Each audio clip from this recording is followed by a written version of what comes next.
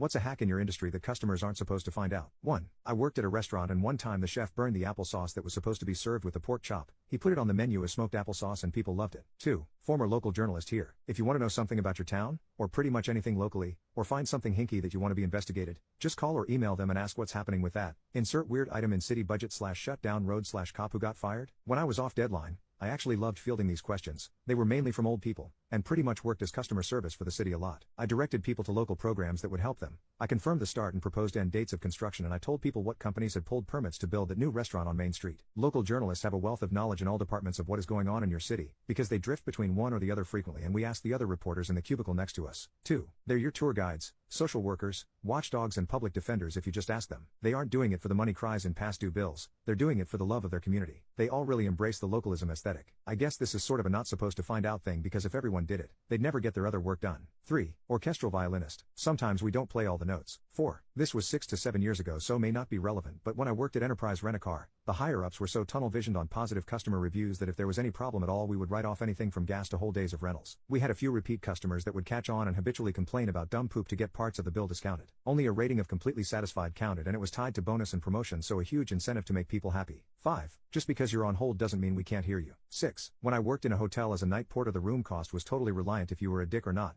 I obviously couldn't just give rooms away, but I could pretty much knock off 50%. One day a very tired woman came in with her baby and I couldn't get the payment to go through it all, so I did give it to her for nothing, just had to make sure she was out before 9 a.m. and I cleaned it myself. 7. Dog trainer. This is a hack we want people to understand. One reason we can get your dog to do something so fast is because we use a high rate of reinforcement. Example, I'm training your dog to walk on leash without pulling, and we practice in your driveway. I feed the dog 20 tiny pieces of food by my knee as we walk to the end of the driveway. The first time a client tries the exercise they may use 5. The mechanics of the exercise look easy, but it takes time to get used to. And when people are practicing on their own they do other things, instead of focus on the exercise. They forget how often they need to reinforce the dog for doing the right thing. If they do the exercise for 2 minutes during each walk, with a high rate of reinforcement, roar, that may be all it takes. And once the dog starts to learn, you can gradually slow down the roar. 8. If you or a teenager you know are admitted to a name brand, expensive, rich college and their financial aid package isn't enough, write them and ask them for more money. Mention the other schools you were admitted to and that you receive strong financial packages from them. Do not mention specific numbers unless it's a named scholarship, e.g. presidential or provost. At least 5 of my students this year got between 10-20K extra in scholarship money just by soliciting for it. 9. You can rent a nice casket for the funeral and be buried in a cheaper one. 10.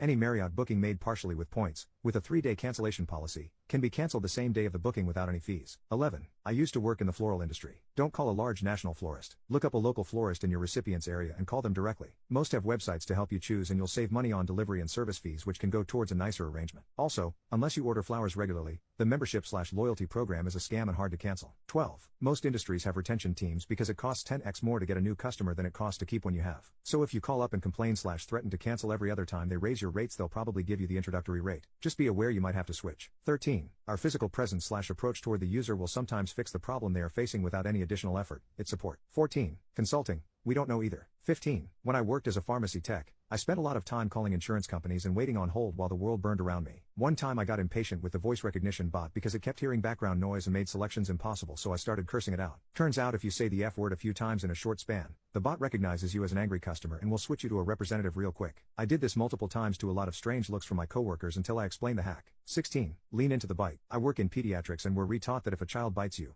lean into it, push whatever part of you they're biting further into their mouth, because their automatic reaction will be to open their mouth and the risk of them breaking your skin is greatly diminished. 17. Hospital bills are negotiable, to a degree. Always ask for an itemized bill and put some effort into analyzing it. 18. Sometimes teachers do just pull grades out of their ass. 19. If you're nice to my receptionist I will find a way to squeeze you into my schedule. If you're a B then you can have whatever the next available appointment is. If you make the office staff cry you get a certified letter firing you from the practice. 20. I work in it and can confidently say that providing bribery in terms of food or snacks will 100% get your issue taken care of faster and will help you jump the line in the ticket queue.